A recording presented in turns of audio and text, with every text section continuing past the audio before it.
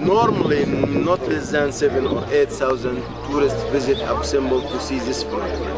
Actually, some scholars say this phenomenon related by the birthday and coronation day of King Ramses the Great, but the rest told it just astronomy phenomenon, not related to the king, his relation. The third god is God Amun, the god of Thebes. Actually, God Ra-Horakhty was worshipped in Heliopolis, the capital of Egypt.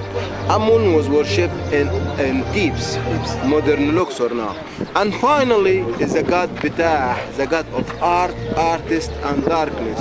And also he was worshipping in the capital of Egypt, which is called Memphis.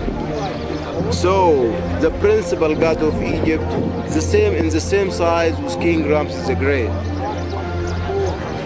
In this room there is a unique phenomenon happened twice a year. In 21st of October and 21st of February, when the sun shining from the east, it's across the door getaway and across the hypostyle hall and the other hall to illuminate this room. Actually, it's eliminate the statue, but it's eliminate three statues. The statue of Ra-Horakhty, Sun God, Hora, Ramses, and Amun. But God Ptah is keeping in dark because he's a god of darkness. So not suitable for the sun to illuminate his face. So he's keeping dark. After they elevated the monument, the temple of Abu Simbel was covered and forgotten in history and was buried under the piles of sand for a century and recently discovered. And actually the sand protects and saves this monument in a very good condition. The two temple of Abu Simbel was discovered in 1813 with the Italian discoverer Giovanni Pizzoni discovered this monument in 1830. So discovered this monument from about time, for a very long time, just buried under the sand. The facade of the monument, as I told you, this temple was cut in one piece of rock. The facade of the monument decorated by 4 statues depicting King Ramses the Great. The statue of Ramses the Great, while he is sitting over the throne of Egypt and wearing the double crown of Egypt, the crown of Upper and Lower Egypt. Actually, the second statue, the head of the second statue was falling down in 27 BC. And when they discovered the monument, they found the statue was falling down. They ever reassembled this head in its original location, but they want to keep it as they found it, as a part of history. To imagine how that statues are very huge. The tall or the height of the colossal statue about 20 meters, 6 floors.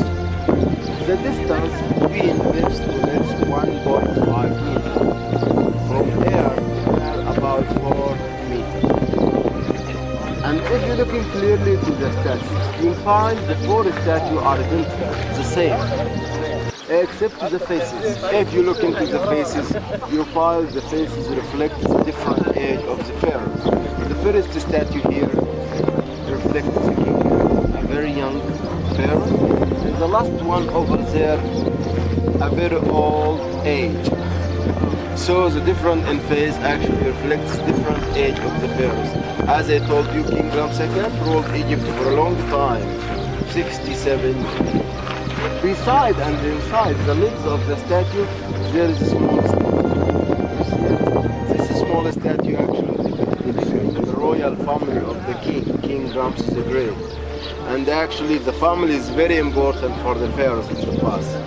The king or the pharaoh's mast depicting his wife, his mother, his son and daughters beside him, but in a small scale. In the top of the mountain you'll find a row of baboons. Baboon actually raise their bow to greeting and welcoming the rising sun from the east. Actually the direction here north, south, east, west. The temple located to the east, and when the sun shining from the east, the bow raises their hand to greeting and welcoming the sun god Ra. Down the row of baboons, there is two rows of inscription of the titles of the pharaohs. King Ramses the Great at the north of the two lands, the blood of gods, and some titles, the blood of gods. Above the entrance, in the middle there is entrance. Above the entrance there is a small niche. Inside the niche there is a statue. You see that statue? This statue actually depicting the sun god called Ra-Horakhty. Ra-Horakhty, which means God Horus in the two horizons of God Ra. God Horus in the two horizons of God Ra. God Ra-Horakhty is represented by a human body, head of the falcon head, and solar disk, sun disk over his head. And actually the god holding two signals in his hand. In his right hand he holding the signal of jackal, the wild dog jackal. Okay? The jackal is called Ozer and the symbol of power of the god. His right hand is the goddess of truth and justice.